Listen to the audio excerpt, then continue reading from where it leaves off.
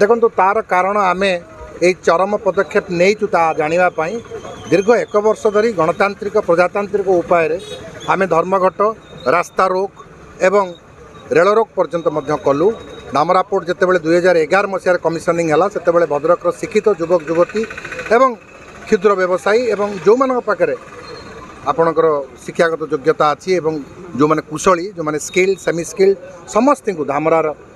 port रे एवं port सहित आसवाक इंडस्ट्रियलाइजेशन समस्त की रोजगारक्षम करने अभय प्रतिश्रुति दि जाता से बहुत सुरखुर रे लैंड एक्विजिशन होगला एवं पोर्टर स्थापना करागला किंतु आज पर्यंत केवल बांग्लादेश रु समुद्र बाट देकी किछि हजार लोक जो आसिक धामरा रे बसवास कर सुविधा सुजोग दबा छड़ा भद्रक रे जो मूल बासिंदा रहिले आपण सात कहतु भंडारी पोखरी कहतु धामनगर कहतु चांदबाली कहतु तिहिड़ी कहतु आपणकर कहतु जो मूल बासिंदा माने थिले जो मानकर शिक्षागत योग्यता हो जो मानकर व्यवसाय करने पुंजीर आवश्यकता हो जो माने पोटेंशियल थिले से मानकु आज पर्यंत कौन प्रकार रे से माने नियोजित करना सुविधा सुजोग वंचित कर